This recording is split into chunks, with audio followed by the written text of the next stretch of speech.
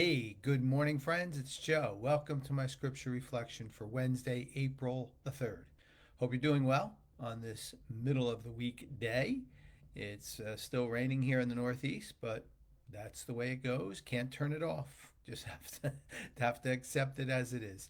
And I know I say that often, but I talk to myself as much as I try to speak with you and convince myself of the same things I'm trying to share with you that we can make a better life for ourselves. So that's one thing to do is to accept, right? Accept what it is.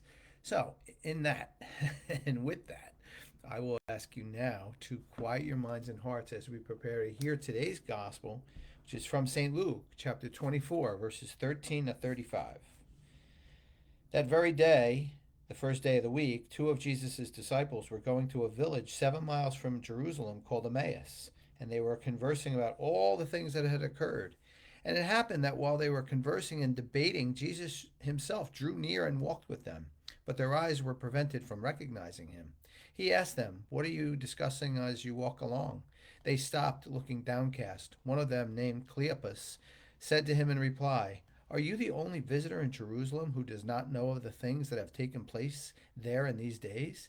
And he replied to them, "What sort of things?" They said to him, "The things that happened to Jesus the Nazarene, who was a prophet, mighty in deed and word, before God and all the people. How our chief priests and rulers both handed him over to a sentence of death and crucified him. But we were hoping that he would be the one to redeem Israel. And besides all this, it is now the third day since all this took place. Some women from our group, however, have astounded us. They were at the tomb early in the morning, and they did not find his body. They came back and reported that they had indeed seen a vision of the angels who announced that he was alive. Then some of those who went into the tomb found things just as the woman had described, but him they did not see. And he said to them, "Oh, how foolish you are, how slow of heart to believe that the prophets spoke. Was it not necessary that the Christ should suffer these things and enter into his glory?" Then, beginning with Moses and all the prophets, he interpreted them with referred to him in all the scriptures. As they approached the village to which they were going, he gave the impression that he was going on further. But they urged him, "Stay with us, for it is nearly evening, and the day is almost over." So he went to stay with them. And it happened that while he was with them at the table, he took bread, said the blessing, broke it, and gave it to them.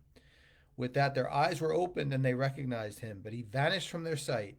Then they said to each other, "Were not our hearts burning within us when he spoke to us on the way and opened the scriptures to us?" So they set out at once and returned to Jerusalem, where they found gathered together the 11, and those who were with them were saying, "The Lord has truly been raised, and he has appeared to Simon." Then the two recounted what had taken place on the way and how he was made known to them in the breaking of the bread.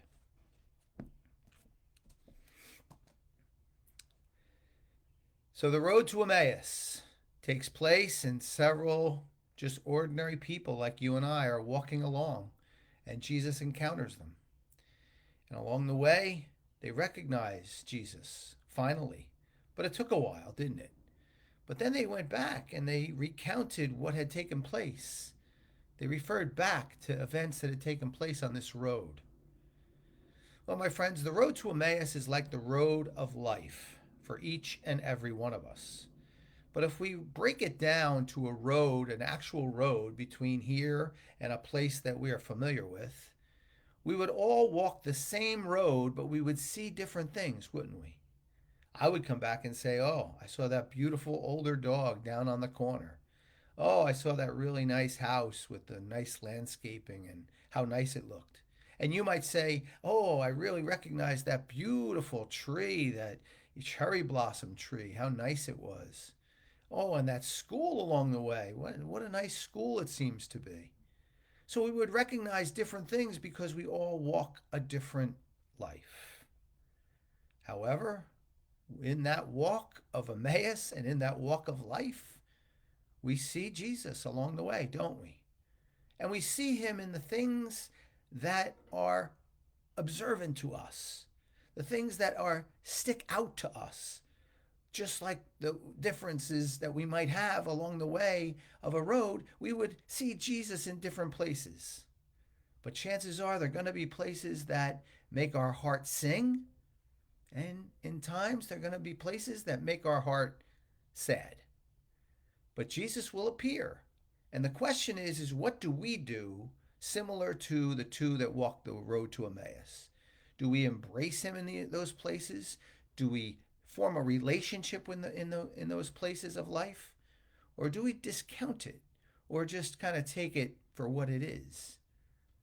Maybe it's time for all of us to look back first, just like they did on the road to Emmaus.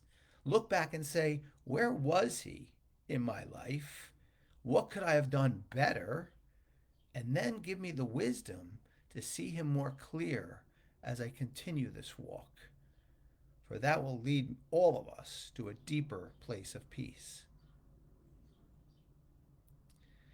Well, my friends, that's my message for you on this Wednesday morning. I always hope it's helpful for you. I ask you to give me your comments if you so choose. I always appreciate you being here with me. If you feel this video is helpful for you, please share it on your page for others too, to hopefully gain some insight into their faith. Probably not going to be here for the next few days. I will be here for sure on Sunday, and I look forward to seeing you then. For now, let's take a moment or two of silent reflection and we'll end with a prayer.